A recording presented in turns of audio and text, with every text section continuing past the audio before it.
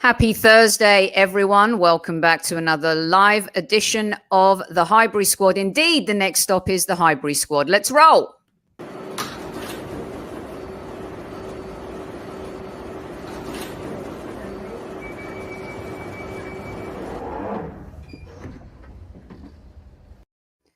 Joining me on the show today is the wonderful Jessica Black from She Knows Arsenal, returning back to the Highbury Squad. Thanks for joining us, Jess. How are you? I'm awesome. I'm so Yes, you are excited. I love awesome. being here with the squaddies. I love it. I love it. I'm excited. Thank you for having me. Yay. Of course, it's good to have you back, and congratulations on all the stuff that you're doing Thank you. and your show. And you're smashing it. Keep doing a great job, and we're very proud of you here. We had you on was it last year you made your debut, or earlier on this year? I It was can't. earlier on this year. Yeah. Yeah, my gosh, it already seems like so long ago. So I know. Thank you. Okay. Hello, everyone. Good evening, squaddies. How are you? Hope everybody's good in the house. The usual suspects. A special hello to our Arsenal Los Angeles crew, of course. Taib, get yourself a new laptop, mate. What is it? What have you got? Like an old school? Maybe you're still using a Commodore 64. Who knows? With you. But welcome, everyone. So I asked Jess to do something. I reached out to her because I thought it would be fun to do this show with Jess. She's really into the transfer stuff. And obviously, we Arsenal fans, I think we're dreamers. I think we're definitely dreamers. But at the same time, there comes a certain point where the reality kicks in. The realist in all of us just kind of, takes over, because we're all sitting here every single day. We're linked to so many different players, whether it's Anana, whether it's Basuma, whether it's Burge, Lokonga, Mazraoui, Sterling, Mahrez, ESR in a supposed swap deal, which I think we started that own rumor as fans ourselves, by the way. It's kind of insane. So, Jess, before I reveal your dreamers versus realists, and I can't wait to get everyone's take on this as well. What do you make of the transfer? It's more about who's leaving versus who's coming in so far for the Gunners. Yeah. This is a big outgoing summer for us. The job started in January, and I think it's being overlooked because it's not incomings, but we got to get some of this dead wood out. With Xhaka, I think it's the right time. Will it leave us a little bit short in midfield? I'm not sure, but I think it is the right time if he's pushing for a move. Guendouzi, that's it. The course is ran for that one. So, and I know people are upset about maybe the prices that the fees that may be being quoted and floated around the internet. But let's be real, you guys, some of those clubs in Europe don't have money, and it's going to be hard to shift some of our players. So let's just hope that we can get as much as possible and move some of these guys on. I'm totally okay with it. Yeah. One of the ones that has puzzled me, and I can't remember if it was Chris Wheatley, but I mean, Football London do a great job. Those guys do a really good job of kind of keeping us informed and stuff.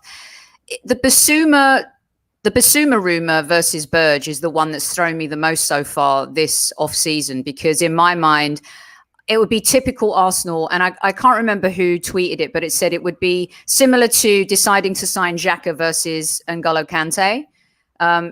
Choosing to sign Burge over Basuma. And that's not me kind of, shitting all over Burge, because he's a good player.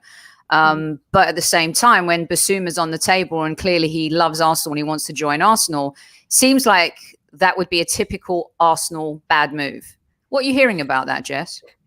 Yeah, I think FK tweeted that yesterday, and I thought to myself, "Oh, was it? Okay." Yeah, that makes sense. That makes sense. I think it just depends on. It can't be Burge or Basuma. It has to be Burge plus somebody else that won't be going to AFCON for less money, or Basuma. That's the only way that it makes sense to me.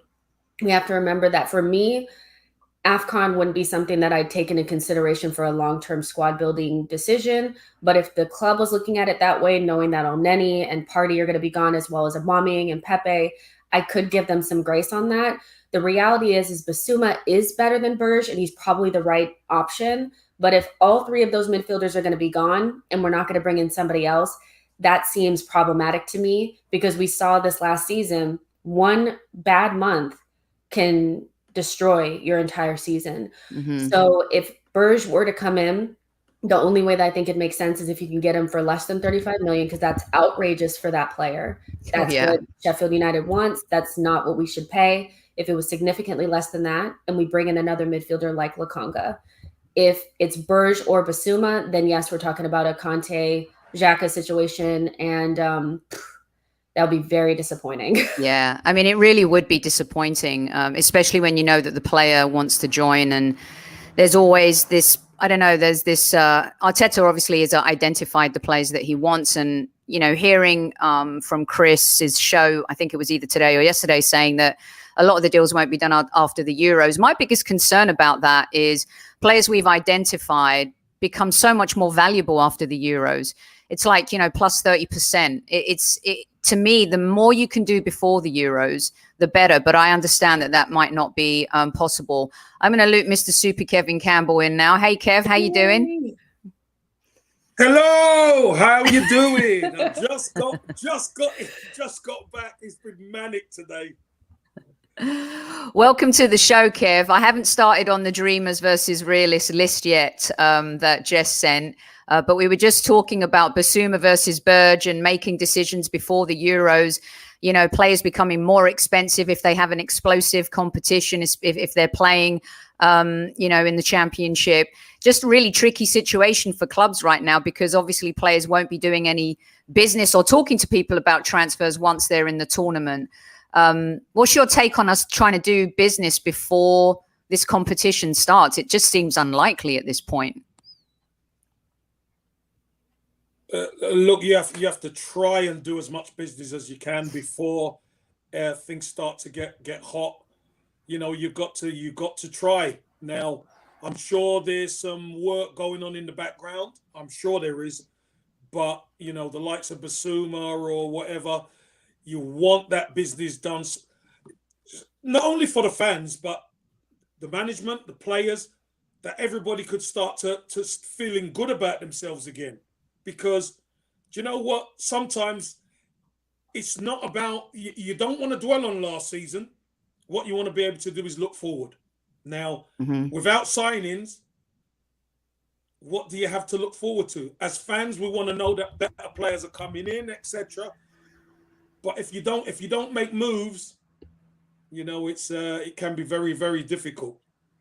And I think just the toughest thing is that we're so notorious for making late moves, which then seem to be panic buys or panic loans. And I'm really hoping this summer we're as ruthless as we were in January in the summer, because leaving it too late, you don't want, they're going to be here in July. They're coming to Florida. You want to get the team together as quickly as possible. There are going to be players who are at the Euros who won't be able to do the tour. They're going to get an extra rest. So there's so many different moving parts in order for us to kind of really get this summer transfer window going, which, as Kev has said many times on the show, is our most important since getting rid of the cancer in the dressing room in January. I think it's one of those things where we're always late to the party because we have to sell and remove players before we buy. And it's not always just about we need the funds. It's about just having space to bring in certain types of players, like foreign players and things like that. So, we're always kind of behind the curve. I would hope that that's something that we can address and get better at, because you see teams like Liverpool and Leicester, they're already doing business. We never get a chance to do that because we always have to do something before we bring people in. And I think that's a structural, systematic issue that we have at Arsenal. We've had it for years. It's like an institutionalized issue, unfortunately, having to raise money before we can spend money. Terrible. And it's a shame. We have an owner who could put money in his pocket right now and just get every single deal done, and we're out. We're all enjoying the Euros. We put our feet up, make a cup of tea, and just look forward to being in the top 4 next season. But that's the dreamer version, Kev and Jess. Okay, so I thought we'd start with the dreamer version because we can all live in a world where we dream about Arsenal's lineup. And I particularly loved this one from Jess. Jess, why don't you talk us through your lineup here, your dreamer lineup? Because I tell you something, Kev, if our owner did put his money in his pocket, this would be quite the team next season. Go on, Jess. Well, these are the names that I've seen pop up. You know, a lot of Arsenal fans are talking about these players. These are the types of players that we should be looking at. This is the type of statement that we need to be putting out there. The reality is that we're not going to be able to bring in this many players at that type of price. And I think my biggest thing with Arsenal fans is we have to remember that it's not going to be just one window. We can have a team that looks like this in the future, but it's going to take time. One window is not enough, you know. So I'm seeing somebody like Camavinga. Look, he's probably the best and brightest young player. He's looked at by everybody. Would he be coming to Arsenal? Not sure. You have somebody like Hakimi, one of the best right backs in the world. Is he coming to Arsenal? Not sure. And then you have somebody like Grealish that would cost us 80 million. We have somebody named Emil Smith-Rowe who in a couple years could be like a Grealish. Do we need to bring that player in? And then you have somebody like Awa. I like him, but we're not going to be able to replace every single player. I also see people that want Gabriel and Saliba to start next season. That's so unlikely. Together, young center back partnership, probably not going to happen. So I just think from a standpoint of like the volume of players that people think we're going to get in is off the mark. And the price that we're looking at, like we can get good players for 25 million. Don't forget that, you guys. But Hakimi, that's going to be like 50 million. Grealish, 80 million. Camavinga, quoted at 100 million. It's out of our price range, you know, but that doesn't mean we can't improve with players that are more in our range, you know, so there's nothing wrong with that. No, there isn't. And Kev and squaddies, just remember, this is the dreamer version of the team. Jess isn't saying that we're going to get Hakimi and we're going to get Grealish. It's called the dreamer team. Okay. And you guys are supposed to be letting us know who your dreamer, what your dreamer team looks like. But Kev, if we did have an Abramovich kind of owner, if we did have a Manchester City kind of owner, this could be a good-looking Arsenal team.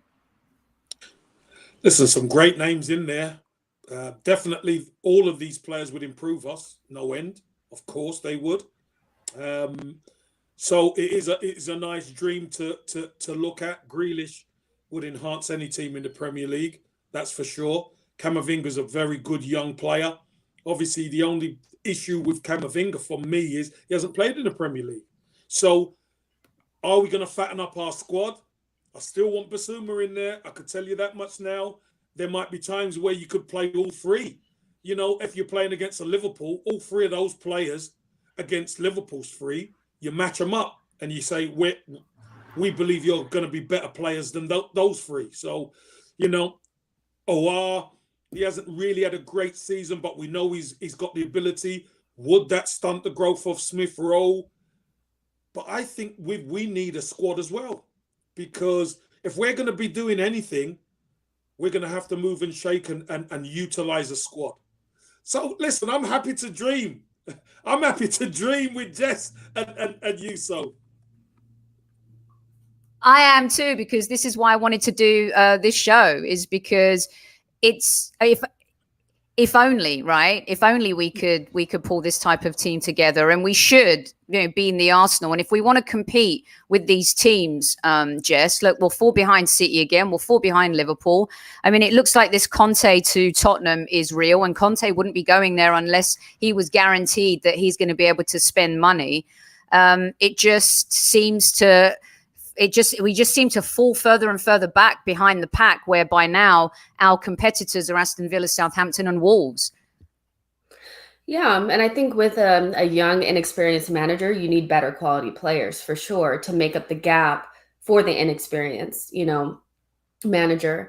If we had somebody like a Klopp, you could bring in your Wijnaldums, your Robertsons and players like this that you can coach up and put in a system that really suits them. But when you have Arteta, somebody who's going to make mistakes that are going to be costly, you need quality players to make up for that. So they need to give him better players so that, you know, when he makes the odd mistake, it's not so detrimental to our season. So I agree, we will fall behind, but I think there's some things, like especially when you guys see the more realistic, it is better and it's realistic, and I think we could get closer to where we want to be. spending within our range still. Okay, so let's shift. Seeing do you know what I love about Arsenal fans is they're not even into the dreaming right now because they just don't want to allow themselves to go there. I adore you guys so much; it's hilarious. Let's get to the real the realist team. Talk me through and Kev through this one while I just go find my puppy as well. Okay, you guys carry on for a minute. So these are players that we've been linked with players that we already have. And I think this is still better than what we have right now. And it would take us a step forward, right? So when Dia is somebody we're actually being linked with, we've actually put in a bid. That just came out a couple minutes ago. I just looked at my phone. So this is somebody that we could really get. When Dia is better, then to me, I think he'd have a bigger impact than Odegaard. And we've put in a bid supposedly for 30 million. If we could just up that a little bit. I mean, we're talking about bringing in a player that scores goals and gets assists and can play all across that front three.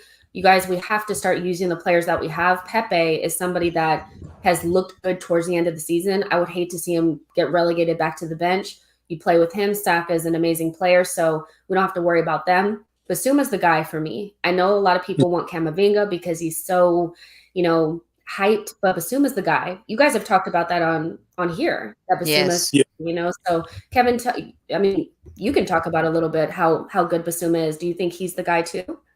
Yeah, I do. I just think in a struggling team like Brighton, Basuma's been a shining light. And anytime I've seen him, anytime I've watched him against Arsenal a good few times, he's combative, he's got energy, he tracks back, he's good going forward, he's good on the ball. I think somebody like that with the energy that he has, Thomas Partey needs somebody like him beside him, because I've watched Thomas Partey quite a bit, and he doesn't want to leave that midfield when Xhaka's playing or Ceballos, really, because he knows they can't get back. Those guys can't cover, so it's detrimental to the team. He's got to be able to, if the gap's there, he's got to be able to go, and he trusts the guy beside him. At the moment, we don't have that. So I think Basuma would be very good. And as for what Raul's saying, that's why Buendia's in there. That's why Saka's there. That's why Pepe's there. They're the creative forces. What we need is legs and aggression in that midfield behind them. Kev, do you remember, I reposted it today, but we did a transfer show, Jess, a few months ago, and the subject of, we all were going to pick top 5 players, right, that we'd like to see at the Arsenal. And with the Ramos rumors, I was thinking, man, that would be a great move. And it's proven that, age doesn't matter. Zlatan, Cavani, look what Thiago Silva's done at Chelsea this season as well. What we lack is a little shithousery in our team. And I know that's not what Kev is saying, but Thomas Partey already, his strength is, when he's been good, he's been, as you've said, Casey, the Rolls Royce of the team. He's had an up and down time. He's adapted to the Premier League. He's had a muscle injury, etc. But this team needs a little shithousery. Kieran Tierney has it a little bit. He does. And that. Let me tell you, he has it. He has it too. Well, we also lack it up top, and I know that a lot of people are looking at Aubameyang. The reason why I put him in both lineups is because we're not going to be able to, we're not going to be able to address every single position this summer. We're not, and that's why Holding is still there as well. Let's go back to your, it's a lot of people are enjoying your realistic team, and of course doing the Dreamer one was fun, but it's true. Holding is very much in Arteta's plans, isn't he, guys? I think so. I mean, I have seen nothing of him leaving. I see him getting more and more responsibility, and I know people don't like it. He also helps with our homegrown numbers. We can't forget that we need homegrown players. So you also just backtrack. Ole Gunnar, I know we don't rate him, but he's a relatively mediocre manager who was able to get Manchester United to the top 4 with Fred and McTominay in their midfield. So we're thinking like every single player needs to be perfect in order for us to progress. That's actually not true. We just need better players in other positions. If you add a Basuma, you add a Buendia, you add players like this, it'll help. And especially at right back as well. You have Selic. I like Majraoui as well. I think both players would improve us. We need somebody better than Bellerin. I think they both are. And you could grab either of them for 15 million. You guys can't tell me that this team is not better than what we have right now. It may not be where we want to get to, but this is, to me, a big leap forward. We have balance. We have players that can run. We have players that can press, and a little bit more creativity. So, hey, that's what I would go with. That's what I would go with. Definitely more energy. Yeah, There's definitely more energy in that team. There is, Kev. The one spot I think we might see the difference is, I think Saliba, he's got to get a chance. He has to. I think his attributes, he has better attributes than Rob Holding. And I'm not saying Rob Holding's not going to be involved or play his part, but I think Saliba's size, speed, everything about him says to me, him and Gabriel have to start forming a partnership. Because if you can form the partnerships in this team, that's how you get strong. Yeah. Form that partnership. Central defense, great. Central midfield, great. Do you know what? What a nice block of 4 players that is. That's a foundation. I'm already looking forward to next. I'm already looking forward to next season with that team. I have to say, good evening to all 200 of you in live chat. You're listening to the Realists versus Dreamer on Alternative Transfer Show. We've got Jessica Black here from She Knows Arsenal. I want to go back to this real quick, Kev, because what I was saying earlier about the Euros and players shining there, Celik is a player. Turkey could be a dark horse in this competition, Kev. You know, they've got a really good squad, the best squad I think they've had in years. Would you agree with that? Yeah, best squad since they finished third in the World Cup, to be honest. He's exactly the kind of player, right? Especially when Bayern Munich is sniffing around and looking for right backs. He's exactly the kind of player that we could miss out on if we don't do a deal. And Virginia, I know you put up a quote saying that you don't see what the fuss is about him. He had a great season this season. And I think the concern is, maybe, I don't know what you guys think, is that defensively he's not as good. Whereas I think he's a really good all-round player, Jess. Why have you picked him as opposed to maybe a proven Premier League player? Why have you gone for him in particular? Because when you get somebody who's a proven Premier League player, you have to pay an extra tax. You know, some of these players, if you get Basuma and you get Buendia, you're going to pay a tax for them because they're Premier League proven players. Whereas somebody we're going to get is going to have, first of all, every single transfer is a risk, but you're going to have to take a punt on somebody. And if you could get a Selican or a Majraoui for 15 million, if it doesn't work out, you can sell them. It's fine. But Selic and Majraoui, who would be my 2 choices, they're better than what we have now. So that's why I went for them, really.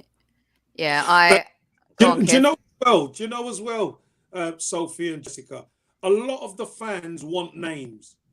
Yeah, you know, they do. These names that, you know, roll off the tongue, and there's more than one way to skin a cat. It's a great point, Kev. It is. More than one. I'm telling you, because you know what, we are kind of in a position where Klopp was when he first took over. When he kind of first took over and got to that summer, and he had to buy the Wijnaldums of this world. If we got linked with Wijnaldum, they would have said, well, who? No, we don't want him. How many times have we heard Arsenal fans, you know, turn their nose up at players? And the players come into the Premier League. Mane at Southampton, nobody would have wanted Mane back then, but they're taking now. Kev, Liverpool took a huge risk signing Salah because, according to many, he was a failure at Chelsea. He couldn't cut it in the Premier League. You know, Arteta's trying to build from the back forwards. We've talked before about how Liverpool built from the front going back, right? Alisson and Van Dijk were the icing on the cake. Yeah. Right, right. And you're bang on about the snobbery. You know, we are such snobs as Arsenal fans. And you know what? This summer transfer window in particular, beggars cannot be choosers. You know, we've got maybe loan deals are going to be a part of our life again this summer, Kevin, Jess. That's a huge possibility, isn't it? I just wanted to go back to Jess's team, and we've done the back line. I agree with you guys. I would love to see Saliba get a shot. But just real quick, because I had to go save the puppy in the backyard. Vespa, the Hellion. She's a Hellion, you guys. Vespa, come say hi. Our new signing. Here she is. She's a Hellion. You're so cute. The rumours about Saliba maybe going to Marseille or somewhere. Do we believe those? Because Arteta has assured us that he's staying. What? It just seems unclear about him still, Kevin. Jess. No, he's staying. He's not got. Look, you spend that sort of money on a young centre half. What do they call him? They call him the new Varane in France. Now, if he's in your football club, you've got to be absolutely crazy to let somebody like that go. He's proven when he went back to France for the loan, he had a great second half of the season. Some of his so-called stats were top of the league, top in his categories. We need him. We bought him and Gabriel to form a partnership. So I'd rather him being in the team and making mistakes in Arsenal's first team where he's gaining that experience. But we've not even given him a chance. I would say I don't know. I'm going to put my answer in the I'm not sure category, because we all forget that Saliba's not Arteta's player. He didn't bring him in. So the assumption that he's going to like him or should, if this was Jose Mourinho or Conte that came in and said, you know what, I don't want Saliba, this is not my player, we wouldn't question it. It's because it's Arteta. Most managers come in, they choose players that they like, choose players that they don't. This is where I wish that we had a strong director of football that said, if you don't play Saliba, you don't get in the right side of center back. You know, because we're talking about value destruction now. We're talking about a player that's worth 30 now, that by the time we get done with him, he could be like 15. So I would hope that somebody would tell Arteta, this is somebody that you need to at least try to use. But I wouldn't be surprised if Holding played and Saliba was unhappy and whatever, because this is Arteta we're talking about. And I'm not convinced that he actually likes Saliba. I'm just not. And you just made the point, Jess, there might be a personality clash there. And we've seen that the players at Arsenal do not win the personality clash versus Arteta. And to be fair to him, he has to be able to build this team in his image and players who are just going to completely buy into what he's doing. Otherwise, it's just not going to work. We've had too many problems in the dressing room for too many seasons. And if he's going to succeed this season, this coming season, and get this team back into Europe, it seems like he has carte blanche in terms of, you know, what he's doing now. Whether or not the owners, you know, back a more expensive player that he wants to get, that will remain to be seen. I want to go back. Really go on, quickly, Jess. Sophie. I just wanted to say that I saw somebody in the comments was like, "Come on, Jess, he's 20 years old." We would say the same thing about Guendouzi, right? He's 22 years old, and just a couple of years ago, he was worth about 40 or something. Now we're trying to get rid of him for like 10. So value destruction is an important discussion. I'm not saying that Guendouzi didn't have something to do with that, but I think there's a way that you can use younger players a little bit better, even if you don't like them, to make sure that you can sell them for higher. And that's where a smart DOF comes in that tells Arteta, you need to still do this and this and this to make sure that we can get our money back for this guy. Yeah, Yes, I mean, yes, talent for talent. Saliba is him and Gabriel are the two most talented centre halves. I agree with you. Bar none. So I agree with you. I don't see Mikel Arteta not giving him a chance, or else what's the point? Also, you know, I mean, look at the best example to give that why can't it work is Fofana, right? Yes, he had a bit of a dip in form. He was injured for a bit, but he got his chance because of injury as well. And Fofana had some phenomenal games for Leicester City, and he made that position his own. And Fofana was not the star when he and Saliba were playing together. Saliba was the more lucrative signing that most top teams, absolutely. Yep. And so we have to believe in that. And Jess, when you bring up the numbers and all of that, I mean, this is what we have done, season after season. We've given players away for free. It's shocking. So you're absolutely right. We have to stop behaving that way. We have to stop making the fundamental mistakes. And this guy has to put his money where his mouth is. I just love showing that picture because the squaddies absolutely love that suit. It's not as good as Kev's Dicky Bow Thursday, that's for sure. But, Kev, we've wasted so much. It's too hot. I love putting that picture up because they hate it so much. And yes, Evans, Dubba Ducky, by the way, lovely screen name. And who poo-pooed signing Johnny Evans 2 seasons ago? Arsenal fans. I would have taken Cahill over David Luiz. Cast off, Man United cast off, remember? Mm-hmm. And I agree, Jess. Gary Cahill, when he was available. Yes. One was free. David Luiz was $8 million. You could have got Cahill instead. I'm just saying. Yeah, absolutely. Let's go back to Jess's team here, because I think one of the most interesting things is this front three. There's no doubt in my mind next season, but I say that loosely, that Pepe will start most games, Saka will start most games, and it's that Buendia position that's the one that really was our Achilles heel this season. ESR obviously stepped in. He was, put out of position as well in several games. And I don't know where this rumor started, Kev. This ESR to Aston Villa. And I said to Jess before you came on, I think Arsenal fans started the rumor themselves about swapping ESR for Grealish. Going back to the dreamer part of it, would you guys ever make that deal with Aston Villa? Would you give up ESR for Grealish? No. I'm shocked to see Arsenal fans actually creating circumstances to get rid of ESR for somebody like, no, you guys, no. Emile Smith-Rowe is going to be such a good player. We just have to wait it out. Like, I know you guys love Grealish. I get it, but never. No, he's not for sale. He can't be. I don't think the Arsenal fans have done that. I'll be honest with you. I don't. I've seen tweets.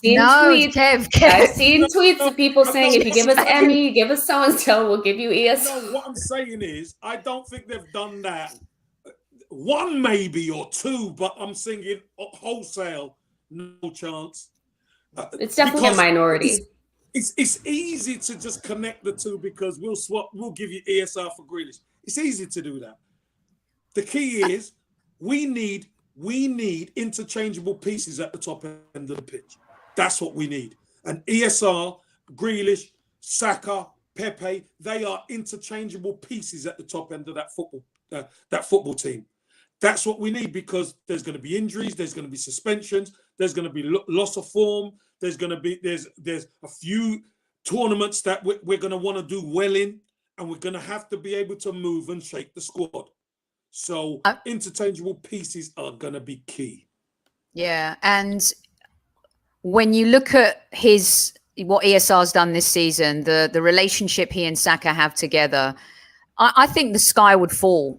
If Arsenal Football Club ever did anything like that to cash in, the sky would fall. There would be darkness for years, and it would be very difficult for the club to recover from making a stupid decision like that. Now, if they wanted Willock, I would be more than happy to send Willock their way. But yeah, I just wanted... Go on, Jess. I was just going to say, we've had this conversation before here, though, Sophie, that if we don't improve, this will become a reality. I saw the other day that for Sancho, Saka is Dortmund's replacement for Sancho. So other teams are looking at our players. So I'm hoping that the club recognizes you can get them on long-term contracts, but at a certain point, you need to become more competitive as well. We have really, really good players, Martinelli, Saka, ESR. And so we have to raise our, our ceiling to match theirs, so that could become more of a reality if we don't become more competitive and we don't get Europe next season. That's a scary reality. I think it's closer than we think.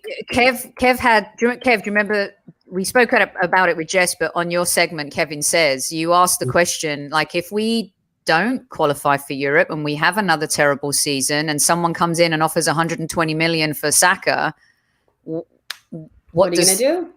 What's the club going to do, Kev? Well, it's not just what the club are going to do. It's what Saka's going to do. Saka's going to maybe have to check himself and think, you know what? Am I going to, be around this nearly? Am I going to be part of a nearly club anymore? Those times for Arsenal, we've had what, 16 years of pain being a nearly club. We can't afford that anymore. We've got to be decisive. We've got to be bullish, and we've got to be smart how we move. We've got these young players, gifted players. Great that Saka's scored his first England goal and he's going to the Euros. Now, all of a sudden, that brings more ambition on him. We can't be messing around anymore. Especially when he's hanging around with Mason Mount and Foden.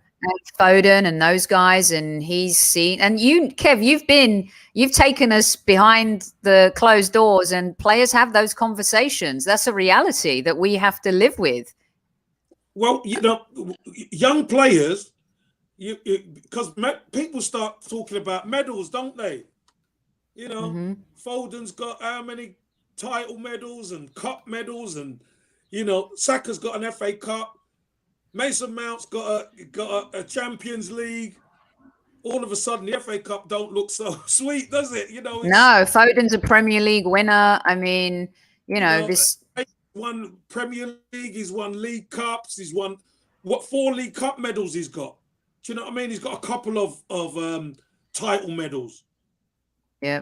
This is the way these youngsters are going, and they're going to be hungry. They want to win, and if you could do it at the club you came through at, even better. Now, Foden's doing it, Mount's doing it. It's Saka's time. That's what he's going to be thinking. It's my time. And if Arsenal can't live up to the ambition, the inevitable is going to happen. Easy hander, who took the jam out of your donut today? Come on now. Saka is so overrated. I love you guys so much. Come on. That's not true. You're just trying to mix it, aren't you? You're just trying to put it in the mixer here. Okay. We have Jess for another, how long, Jess? 15, 20 minutes? Yeah, like 20 minutes. 20 minutes. Okay. Let's go back to the realist team, this position. So would you rather, obviously you would rather Buendia than, so ESR becomes a super sub for you, or it's a case of Buendia starts most of the Premier League games, ESR is injury prone. We can't really rely on him. A little bit like Tierney, we're going to need a cover at left back, but Tierney would always start. As much as you love ESR, why are you selecting Buendia here? Who, by the way, is a little bit overpriced at 40 million, in my opinion. We need to play Saka and ESR less so that they can play more in the future. For me, they need to play less. They have too much on them, and they're both young, especially ESR. He seems to be a little bit brittle. He needs to get in the gym, So for me, I'm thinking it's not so much that ESR would never play. It's just a nice little rotation between those 4, plus Martinelli as well, that could give them some rest. And so there's not so much pressure on them. So, and Buendia's the guy. I mean, if you bring him in, he's your marquee signing. As much as people are like, oh my God, he's from the Championship. How could he be a marquee signing? He would be. And he's 24 years old, so he should be starting. He should be leading the way, Kev, so that's Kev, is he worth 45? Look, I think to be able to get a player of his ilk, you might have to pay 45 million. And that's why, do you remember when I said we went over with the balaclavas and got Thomas Partey? You see, because realistically, Thomas Partey, the level Thomas Partey has been playing at week in, week out over the years, he should be worth a hell of a lot more. I think Thomas Partey is going to be a lot better next season. Now he knows what the Premier League is. He knows what he surround him with better players, and you'll see a better player as well. So I just think there is so much room for Thomas Partey to improve. He showed us glimpses, snapshots of what he can do. We need to be a lot more competitive. And if we're more competitive, you're going to see a better Thomas Partey. That's for sure. Yeah. Okay. Pepe for me starts every game if he's fit. Do we agree on that one? Yeah. Yeah. Yeah. Yeah. Yeah. And Saka, of course. And like Jess says, we're going to have to really manage him well next season. When he comes back from the Euros, you guys, he's going to be knackered. He's going to... Kev and I were talking about this. We were saying he's probably not going to be ready to go until sometime in late September, mid-September, Kev? Yeah, late September, because he's gonna need the break. You know, 19, 20-year-old, just been to the Euros, played a lot of football this season. You know, and after the Euros, wherever England hopefully England could do the business, then he's probably going to need 4 weeks. So, Jess, 4 weeks rest. He's going to need some rest, real rest. Then he comes back and starts to get himself together.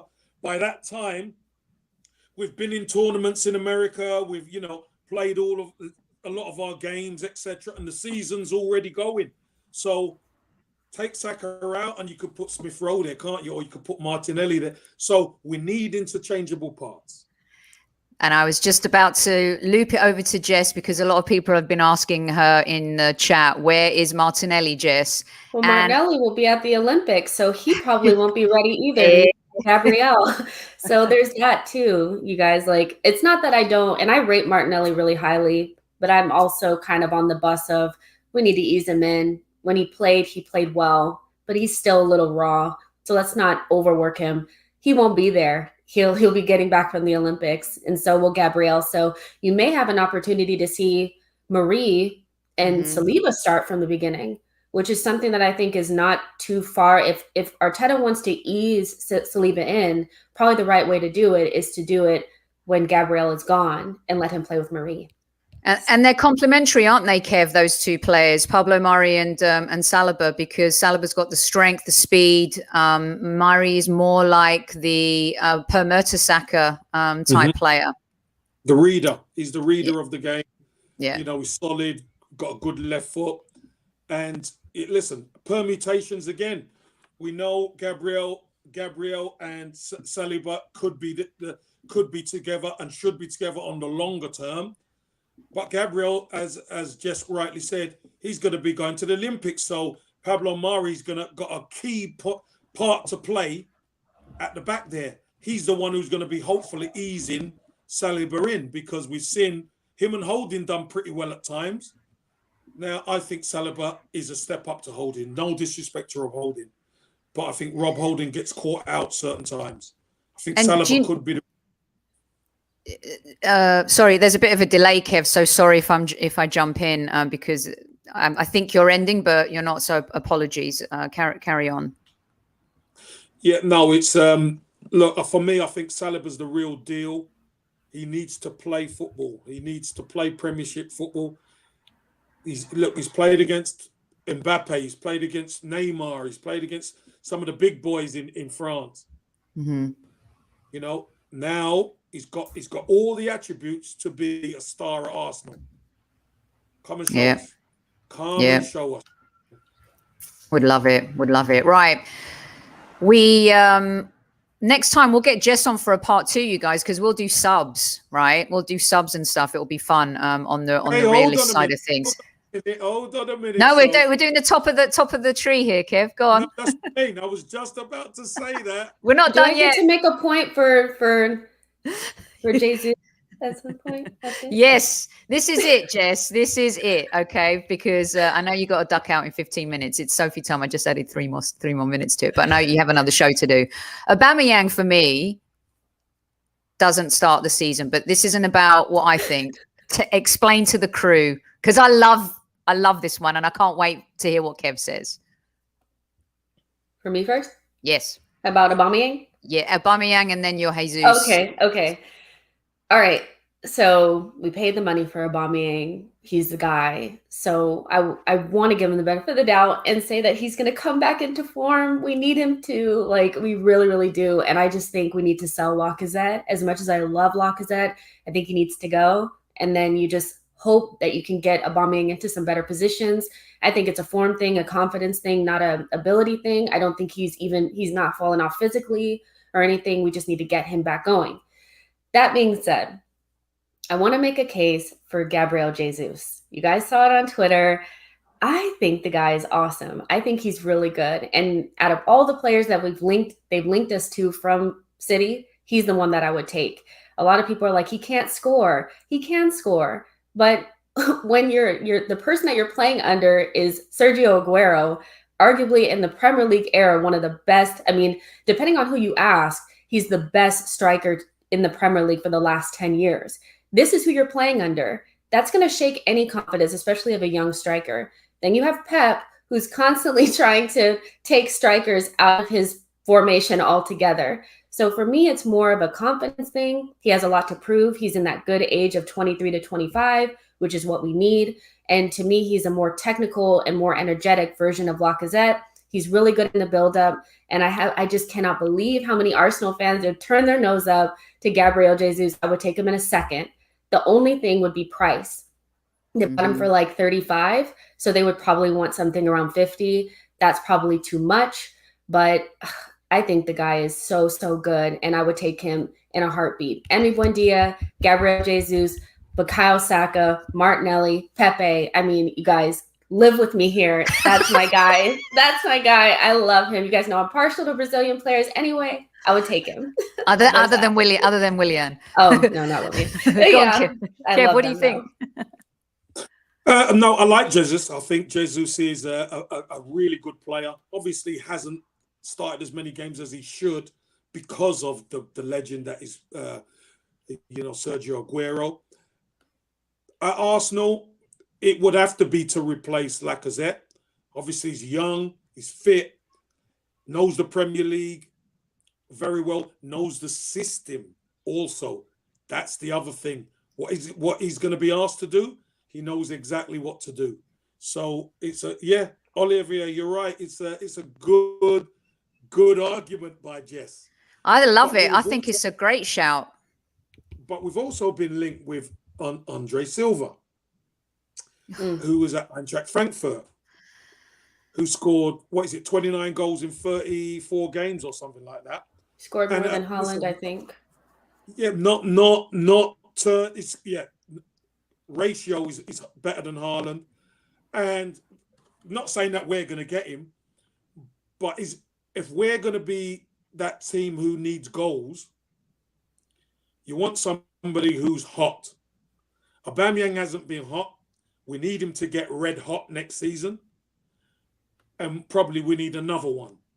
And could it be Andre Silva? I think you could even play Jesus with Andre Silva or Jesus with Aubameyang, because I think Jesus is that type of player. He's a not only is he a good player, he's an unselfish player, a bit like Lacazette. Like you said, he's got a bit more energy as well.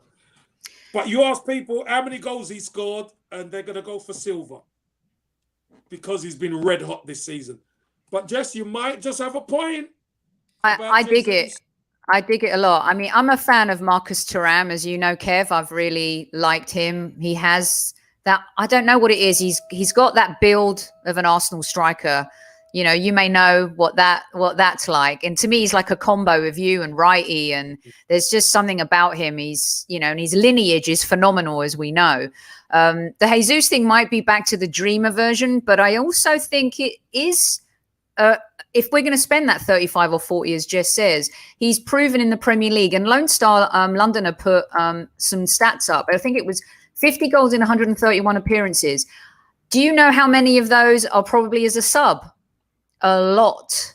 If you can create more chances, and I think they think scoring goals is only, you score a lot of goals if you have a good striker, but we've seen with Aubameyang, you can have a good striker and not score a lot of goals. You have to get them in good positions, and you also have to have the ball more. You have to create more consistent pressure at volume. And I think that has more to do with the right side of our defense and the people in midfield than actually the strikers. I think he'd be phenomenal with even like Martinelli, who will eventually become the new Aubameyang. I think you need chaos, you need energy, you need hard work, and those are things that we don't have up top. And naturally, because we press, we'll create more chances and we'll score more goals. So, and we looked a lot better with Lacazette versus Aubameyang in the system. Jesus is just a better version of Lacazette for me. That's why I like him. Would you guys say I'm crazy? Would you guys think I'm crazy? And so many great comments coming in from everyone in live chat now. But would you guys think I'm crazy if I wanted to start the season with Balogun up front instead of Aubameyang if we still haven't resolved our striker situation? Have I gone? Am I jumping off the ledge here? Well, we've had good success with putting the youngsters in this past season, so I can't say that. Maybe he would do well. I haven't seen enough of Balogun to like really vouch for him, but I mean, I wouldn't be upset by it. I mean, have you seen more of him, Kevin? I mean, I can't speak for him really.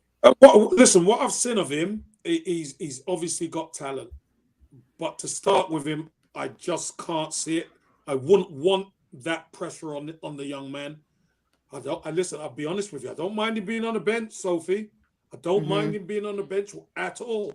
If we're going to start giving him opportunities, he starts on the bench with 20 minutes to go. He comes on and he causes havoc.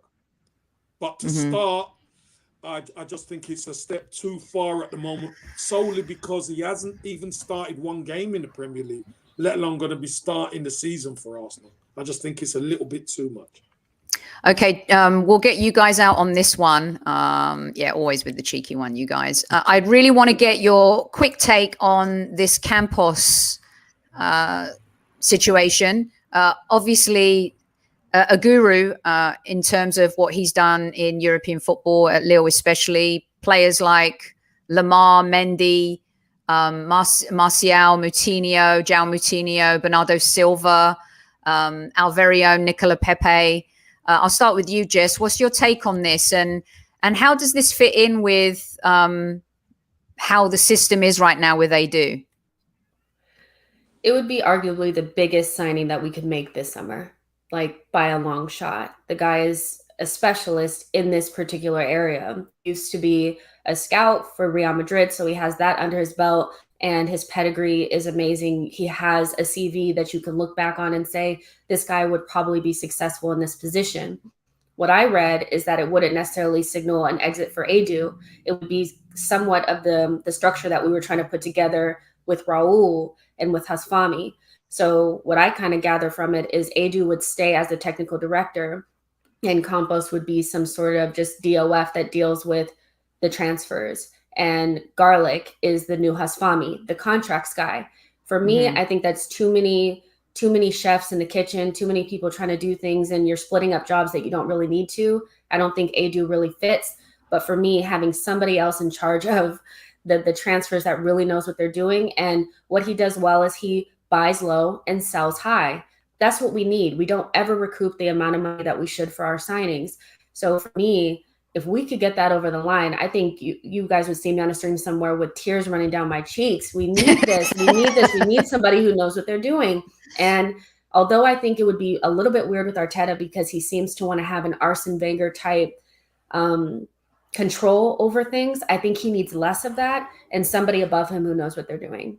Those are my thoughts. And with those folks across the old North London strip, Kev, and what they're doing, this signing could be, like Jess said, the most important signing for the club.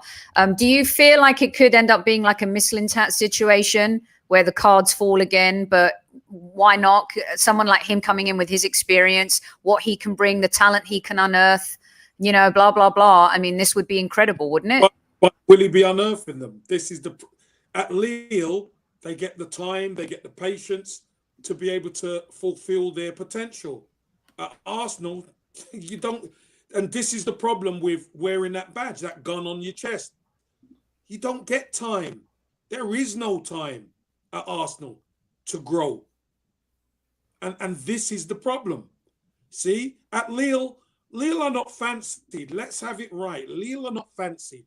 So these young players can come in and they could find their feet, and they're given enough time, they're trained, and they can build themselves up. You don't get that. We're what, 16 years in, 17 years next season? Do you reckon anybody's thinking about, oh, we'll wait for them for 3 or 4 years? It's not happening at Arsenal. Great resume. We've seen it with Mr. Tap. We've seen it with Raul Sanelli. It's not happening at Arsenal. Sorry to say it, but it's not. But he's shrewd as well. We need a team who are going to hit the ground running. Because, do you know what, Sophie? What will you say, Sophie, if Arsenal don't do so well, but we've got some players who could be good in 2 or 3 years? You don't want to hear it. I know you hear me say, Sophie, Sophie, Sophie, Sophie. Well, hold on. I just asked the question. I never said it was. I mean, look, I think it's a great idea because I just don't think it's about development. I think it's about, you know, having the muscle to go out and get some of these players. We do have enough, you know, potential. There's no doubt about that. And if there's a club that is great at signing potential, it's Arsenal Football Club. I completely agree with you. But we've been doing the same thing over and over for years and years and years, Kev.